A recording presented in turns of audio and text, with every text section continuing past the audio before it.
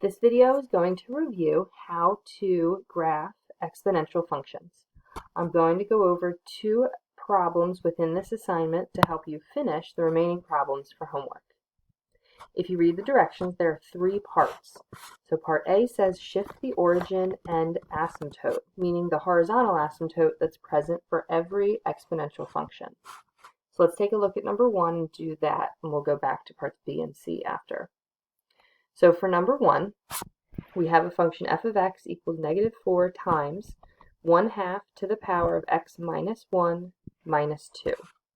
Below the coordinate plane where we're going to graph it, we have some options that we want to circle or fill in the blank for to summarize the characteristics of the function that's given to us. At the very end, we'll note the domain and range.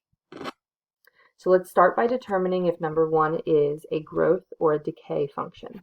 Where you're going to look is always the base of the power.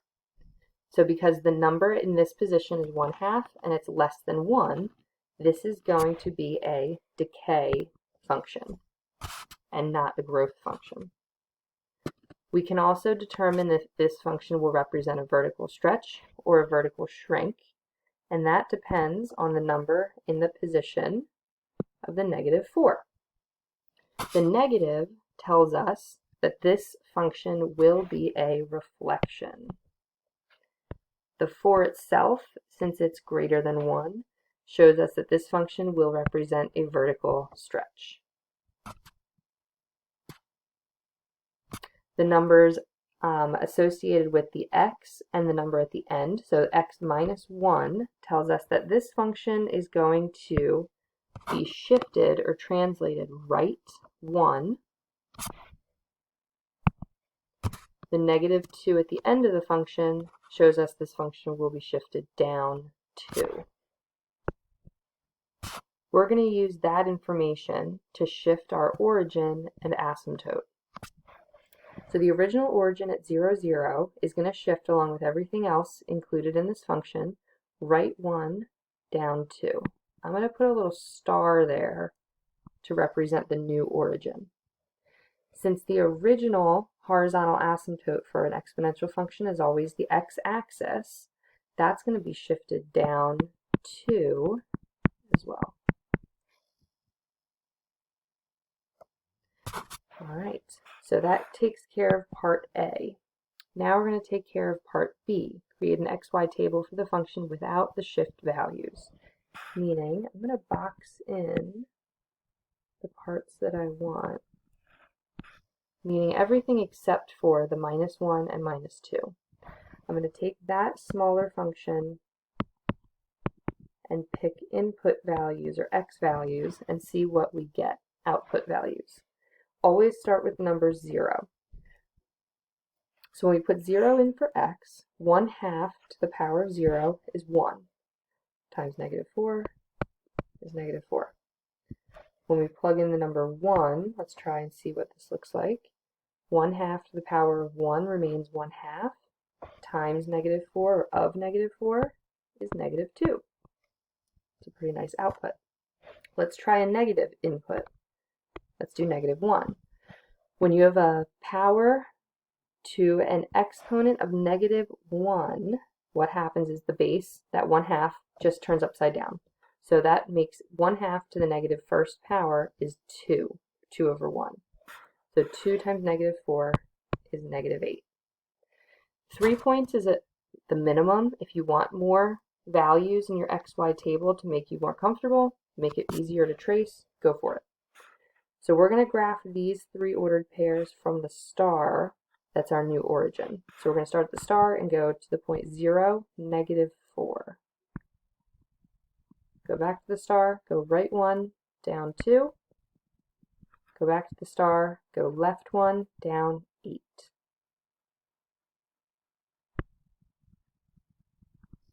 All right.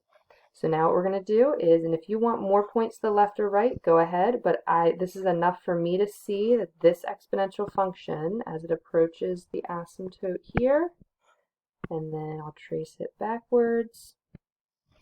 There you go. Make sure that your curve has arrows on both ends and does not cross or touch the asymptote. So the domain and range, domain, all of the x values will be included. So we always have a domain that's negative to positive infinity for exponential functions. For the range, we have to determine, okay, what's the lowest position that this function will ever reach? And in this case, it's negative infinity. The highest this curve will go is up to the asymptote, which is at -2. Since it'll never touch or cross -2, we leave the open parenthesis there. All right, and that completes example 1.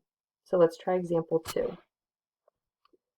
All right, so if we go from the beginning again, let's kind of run through the characteristics that are below the graph here on the right. And if we start with, is it growth or decay? We look at the number 6. It's bigger than 1, so this one's a growth. All right, then we look at the 1/3 at the front.